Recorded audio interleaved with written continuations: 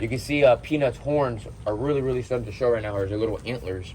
They're really sharp, really spiky, and he's screwing up a lot of the trees right now. We're gonna have to put more barriers around the trees.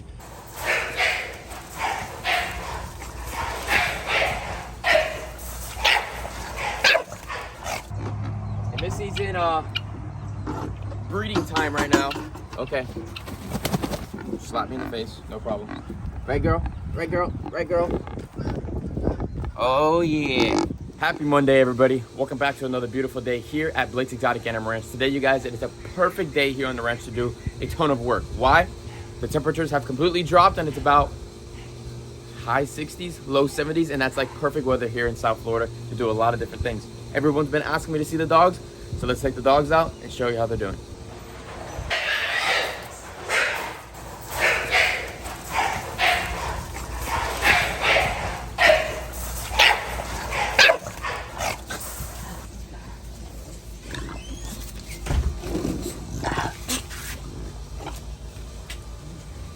That's every morning. They're absolutely crackheads. The loudest one in there is Blue.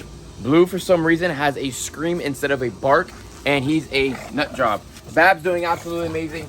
Blue's doing amazing. Athena's doing amazing. Zeta's doing amazing. Everybody's doing amazing. And a lot of people ask me, am I still breeding dogs? I'm not. I'm not breeding dogs no more. Decided I completely stopped at the beginning of 2023. Why? One, it's definitely a lot of work. Two, there are plenty of dogs in the world. And three, a lot of work. It's pretty much what it is. I have plenty of other things I'd rather do out there instead of breeding dogs. I love the dogs. The dogs are awesome. They're cool. But having a group of 10 to 12 dogs is sometimes a pain in the butt. Bab's the absolute star of them all. She's the one that got me to do that. You got some eye boogers, girl. But she's absolutely amazing. They go inside. They sleep inside the crates at night. They always get locked up at night, except a couple dogs to protect the yard. But other than that, they're living their best life. Just grab a bucket of feed. Let's start feeding all the goats and chickens. All right, so morning routine. We have the extra chickens that hang out on this side that just do a thing. Bantams, call ducks, and some layer chickens. We also have our pair of frizzles right here. The rooster and the female. They're pretty funny. Those are called frizzle bantams. They look like afros that they have on top of their bodies all day long. It's really funny. Thing one, thing two, our capybaras are doing amazing. Thing one, the female, she is pregnant, and she should probably have her litter late December is what I'm thinking. I'm not 100% sure, but we'll see. We'll definitely be holding back a ton of babies because I would like to grow the herd of capybara here on the ranch. Willie is on the way. What's up, Wilbert? Come here, buddy. So this is just a little bit of layer pellet and a little bit of cracked corn. It's just like a filler for these guys. The chickens and ducks, it's perfectly fine for them. Everybody does have other specific diets throughout the day that we feed out here on the ranch. But in the early morning when everybody's going crazy, see that up ahead? You guys see that right there? That's a hunter right there. We were gonna release the pigeons today because it's an absolutely beautiful day. But that guy right there, not exactly sure what species of hawk that is, but he's hunting and he wants to kill.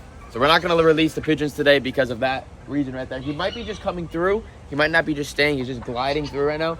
But I saw that because I saw my crane right here. A female who's checking it out. I'm always looking at all the animals' reactions. Their, what's that called? Demeanor, and there's another one there.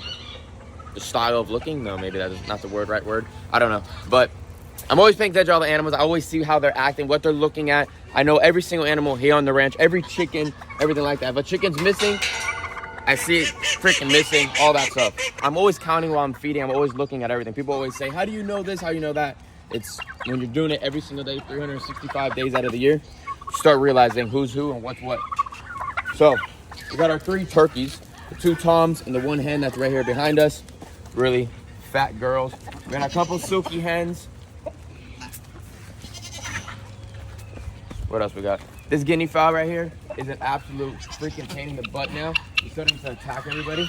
Oh, I know people are probably gonna say right now, when are you gonna build the goat area? We are gonna be building it very soon, but the reason why we haven't started to break ground yet is because of the fact of Cash is getting older now. Cash is really trying to climb a lot, so I'm trying to work with a couple companies to try to find a really large wooden or plastic play set for kids, and it'll be awesome for the goats to jump around as well. So it'll work in 2 ways. One, Cash can hang out with all the animals, have a good time. It could be his play area right here as well with the goats, the chickens, and all that. What kid would love to hang out with the goats, go down the slide with the goats, and just, you know, have a great time. So we're trying to see if we could get that. If that doesn't work, then it's just gonna make like a jungle gym for cash. We'll build it ourselves. We'll be I know, I guess we'll be smart about it, make something pretty cool. So keep on moving. That guinea's gonna get you in the leg.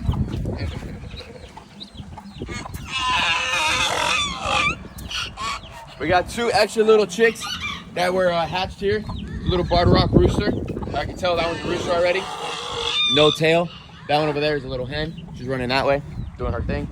Missy's still been living over here on the goat side. She's been trying to attack the emus every single day. She's been here now for probably about 2 weeks, since the flooding and all that. All right, Moors, Benny, our trio of pied guinea fowl. We got a feeder right here. We put the rest of the feed inside of there. And then this is rattata diet, emu diet, Rhea diet, ostrich diet. People will say cassowary diet as well, but I don't believe in that. That's too much grass in there for them. And the cassowaries are not really grazers. They're more fruit eaters than anything compared to these guys. In the wild, they're going around picking leaves and branches and grass out in the Australian outback.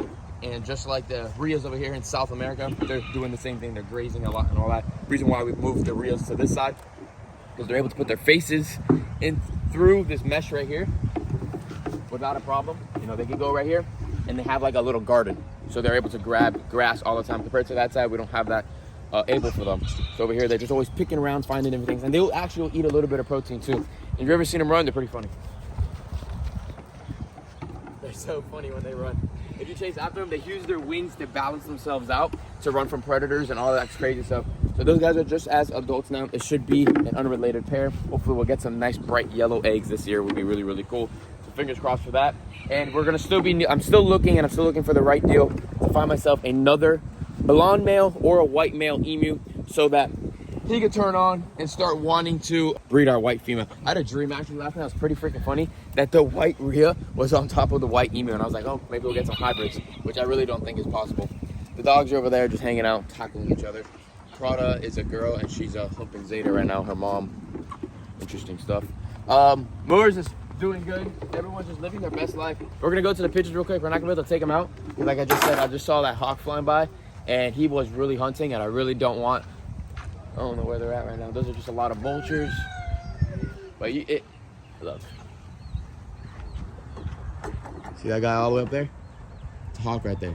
He's literally hunting. So if I let go of these pigeons right now, they're gonna fly around, blah, blah, blah, and he's gonna freaking eye on to one of the lazy ones, come in so freaking fast, slap him right to the ground and eat him. We don't want that to happen. He's hunting right now. He knows I let go of these pigeons. So try to break his routine so he doesn't know what's going on. He knew I let him go yesterday. He didn't catch anything, obviously. Luckily, they're fast enough. But if I let him go again, he's like, oh, if I don't get it today, then tomorrow I know they're going to be out again. So now I mess with his brain a little bit and break the routine. We'll have a situation. I'm sorry, you guys. We're not going to take you out today. We are going to get a feed, and we're going to fill up the feeder. So you guys can stay right here, and then you can see him feed.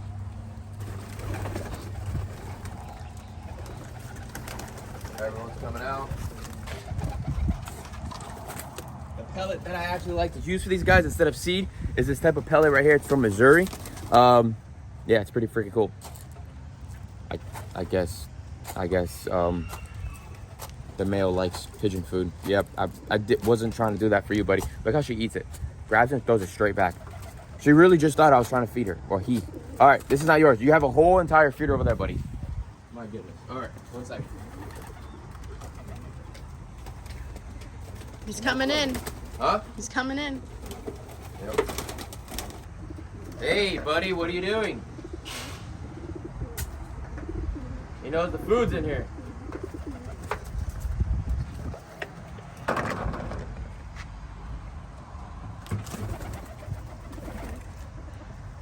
So if they were flying like crazy, they would be diving down for the food. But because they're not flying, they're not hungry, they've been sitting all day long, they're just chilling today. We have 3 females in there as well right now on nest.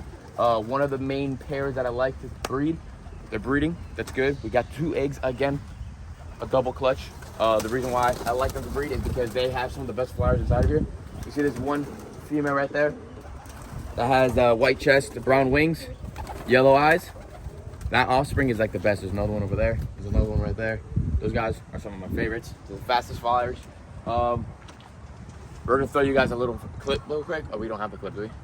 We'll do it another day. We're making like a little documentary right now of what's going on with our pigeons flying. And we actually flew them. You're gonna see this like series coming soon of very fast clips of flying the birds. We flew them pretty far, a little farther than I have before. Move out of my way. A little farther than I have before, and didn't come back until like 4 hours. It really got me nervous, but they did make it all back, and we were good with that. And this is in breeding time right now. Okay. Slap me in the face, no problem. And she's been really calm. Right, girl? Right, girl? Right, girl? Oh, yeah. That's a good girl. All right, so let's grab some hay. Let's throw some feed down. Give everybody some hay. Everybody loves hay. Give them orchard grass, high and rich in green color hay. My favorite. We're only about a bale left inside of there, so we're gonna have to go get some more very soon. So let me go throw some down. Animals are very happy today, especially some of the goats and some of the other animals. Like I said, it's the first day of the coldest day of the year. Hopefully we don't get too cold. I know a lot of people are like, yes, it's cold. It's amazing. I hate the cold. Realistically, I absolutely hate it. This is the best weather right here. You got that little bit of wind. You can work all day outside, and it's enjoyable. It's not brutal, hot summer heat, but it's not cold that I have to wear a long sleeve shirt because I get cold very fast. All right, Oliver and Callie, their breakfast right here, trout and some tilapia. A little bit of green beans, grab the bowl from last night. They are doing great, they're doing amazing. So they get the tilapia, they get the trout, they get some green beans afternoon. They'll get a little bit of quail, they get frog legs, and maybe one of the other fish, blueberries, carrots, all sorts of different things. They come in and out, their doors open, they can go out to their large enclosure outside of the pond and everything. As you see, they're wet and they're just living the best life. They sleep inside of here every single day, and they wake up around like 6 a.m., do a quick little swim, scream around, and then come back in, sleep, and do it again. Hopefully we'll have some more babies in the next couple months from these guys. And everybody that asks what happened to the babies of these otters, they all went to some new homes. You can tell it was Oliver and Callie. Oliver's to the right. Yeah. Their little teeth. All right, into the muntjac section, and everyone is doing great. Little Rhea has really calmed down now. She comes up with her parents and comes sees what's going on to eat. Put it down right there, and she almost comes up to eat from us already too. It's pretty cool. She was really nervous before. As long as mom and dad show that there's no problems, she always comes to eat as well. You can see Peanut's horns are really starting to show right now. Her little antlers, they're really sharp, really spiky, and he's screwing up a lot of the trees right now. We're gonna have to put more barriers around the trees because he's really rubbing them all up. He does that to get all that velvet off of the horns. So she's coming to check everything out real quick. And Nutella is gonna have a fawn very soon. She has a little baby growing in her stomach right now. And hopefully in the next month or so, we'll have another little fawn running around. She still hasn't grabbed food yet because she's still a little nervous, but give it a second. There's 3 of us here right now. So there she goes. There you go. She's eating a little bit of LS Hoofstock diet. And there's some apples and sweet potatoes there as well. All right, let's get out of here. See, she just did that. That's just, you know, that little step. Nothing happened. No one's gonna bother her. She's grown up a lot though. No more spots. She looks just like her mom, and she looks awesome.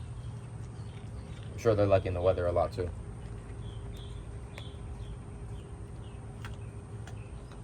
Freaking fangs are crazy.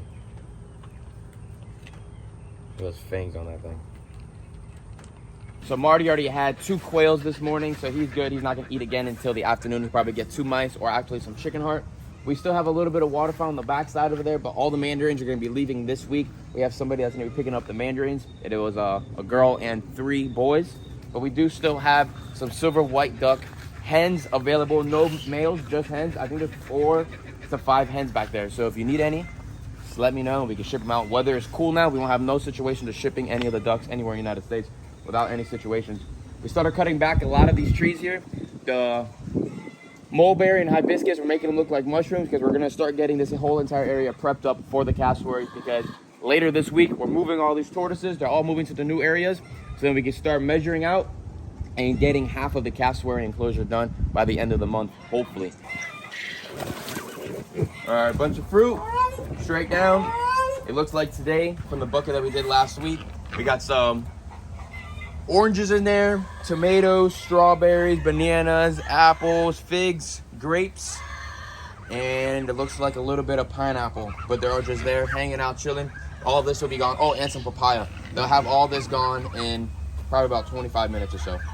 You just step all over their food. Some people are gonna say, oh, why do you not have them in a bowl? They'll just flip it over, and that's it.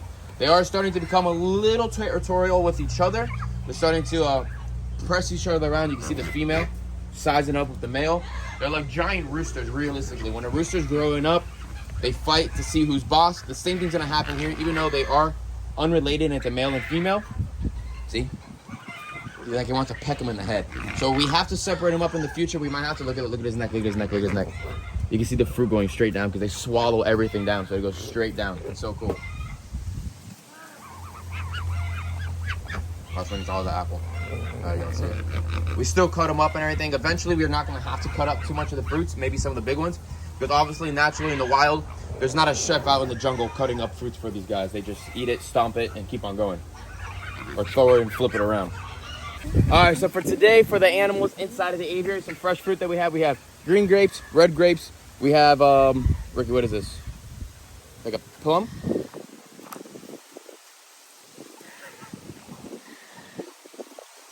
Plum. So we got plum in here, papaya, soft-bill diet in here as well. We mix it up and put it in different places. The Taracos are just chilling, hanging around, running around. Rurals are doing great, and our what is going to call it? Gray-winged trumpeters are doing absolutely amazing as well. Spread all the love and everybody's thing. We're gonna have to start waking up a lot earlier now here on the ranch because birds are able to stay out in the cold as long as they have a full crop of food. If they start getting hungry and they have to, or they get really cold and they start shaking, they're burning off a lot of calories. So if they don't have early meals right before that sun breaks, they could get sick. If they're healthy, a bird's not gonna die whatsoever. If they're not healthy and it drops dead, sorry guys, it's windy. Yeah, I can't. Mother Nature stops, there's nothing I can do. All the ducks look absolutely amazing. White-faced tree ducks. We're gonna have to catch them up and see if they're a pair. I have a big feeling they're two females. We haven't got any luck with them whatsoever. No nesting, no eggs, no nothing. They might be even two males. I'm not 100% sure. So sometime soon we're gonna have to capture them up and see what we get. Today, they're getting a little bit of layer and just scratch corn. Normally, they're gonna get waterfowl diet and they get a little bit of mixture of seeds as well. We're gonna go to the other feeder spot down here. Got the yellowfoots hiding up around the sides. All sorts of stuff. We got a situation happening with our Japanese blueberry tree. The ground is starting to cave in a little bit, so we're gonna have to add some dirt around here. I think this is really happening from when it rains. The ducks are over here and they're dabbling all through around the roots. So we're having this situation here and I don't like it whatsoever. We got a little box turtle. We're gonna have to, you know, fill that up with dirt, start adding dirt around there so it can start filling it in. Because it is packing in really well. It was worrying me that it's opened all up like that. Just make a quick little walk. Walking through, everything looks good, everything looks great. All the water has finally dropped down a lot. It is at level where I like it to be at. It was a little too high during all the rains that we had, but it does give a nice clean, I got spider webs all over my head, a nice clean water change for the whole entire pond. The only situation we had is when the water was real high, ducks brought in a lot of dirt. So the bottom 89 rock, the white gravel rock, turned a little dark. But once we get the jets back going, we should have no situation. Here we go with some of the fish. All the fish absolutely love this pellet. We have all sorts of different types of things here. And we also have all the turtles that come up and eat very, very well too. If you guys didn't know, we have pillarized side neck turtle in here, black wood turtle inside of here, temple turtles inside of here, albino red ear sliders, one small common snapping turtle, and a group of yellow-headed Amazon turtles that live in here as well. I think that's it. Oh, and tortoises, we have our yellowfoot tortoises.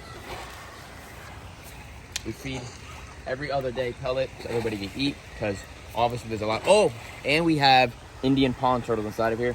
And we have one extra southern or western paint turtle that my sister and mom found on the road somehow, which is no close near native to its home range. Could have been someone's pet. I'm not 100% sure. And I think we have one map turtle in here too. Is that it? I think that's it. Yeah, we got quite a few turtles in here. I have more people like, oh, I have these available, blah, blah, blah. You want to put them in your aviary pond? It's not 2 acres like I had some people telling me the other day. I was at an event the other day, and people were like, how much land are you on? I said, yes. They said 10 acres. I said, sure. They thought the aviary was 2 acres. Crazy.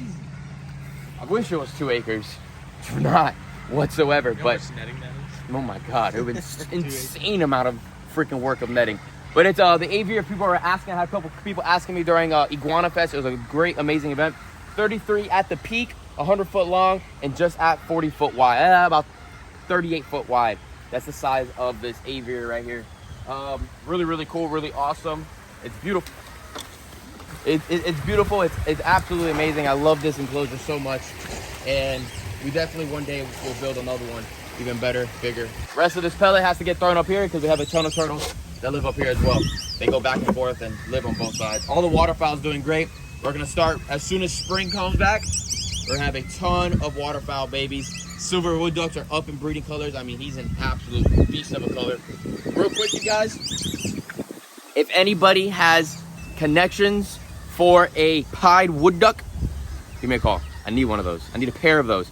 So a normal wood duck, but pied with white blotches on it. That's what I'm looking for. I know they're in Europe, but I don't know if anybody in the United States has any. So any of your waterfowl friends, breeders, hobbyists, you guys have a pair, let me know. I'm definitely interested for a pied wood duck pair. I know everybody's gonna start tagging me on all these videos of them, but I need it to be in the United States. Other than that, everybody looks great. Everybody looks amazing. White cheek pintail silvers, ring teals look good. White face tree ducks, the mandarins look amazing. Everyone's doing really, really well. Let's keep on moving along. So we're in the back section of our property where we have a ton of our turtles and tortoises that we have available, or some that might be for our breeding stock. All different sorts of different things from all around the world that live inside of this area. But over here real quick, I wanted to mention to you guys, I do not have room for these guys, unfortunately. I bought them when they're really young to resell them, but nobody bought them. But right here we have painted terrapins. They get very large. They get about, not too large. Males probably around 15 to 16 inches, females about 15 to 20 inches. We have 4 of them available here right now. I would like them to go as a group. They're gonna need a large pond. If you guys are interested, let me know. I do not know what the sexes of these guys are, but hit me up on Instagram, DM me if you guys are interested in them. You need a real big large pond like we were just talking about, but real cool species of turtle available. We are shipping out tomorrow, you guys, so if you're making any purchases, do it today when you see this video. Check the website. We got a ton of beautiful common snapping turtles available, all different sizes. Check them out. We also have a bunch of different types of wood turtles. Check them out. Tortoise is still available, a few of them. And then last but not least, if you are a reptile keeper of any sort that eats meat, we have a ton of different quails available too. Blake'sExoticAnimalRanch.com. We have all the turtle and tortoises. Blake's Exotic Feeders on Instagram. We'll be live very soon on the website with Blake's Exotic Feeders, but right now Blake's Exotic Feeders is only on Instagram, so DM me there. You're gonna be talking to me personally, and I'll be able to send you guys the menu of what all the prices for all the quails we have available. We have 5 different sizes. So check us out. We're gonna be shipping out tomorrow. Other than that, you guys, give the video a thumbs up, subscribe to the channel, put your post notifications on, and I will see you guys Wednesday for the monster fish keeping videos that we're going to have for you guys on Wednesday. I'll see you guys in the next one. Peace out, everybody.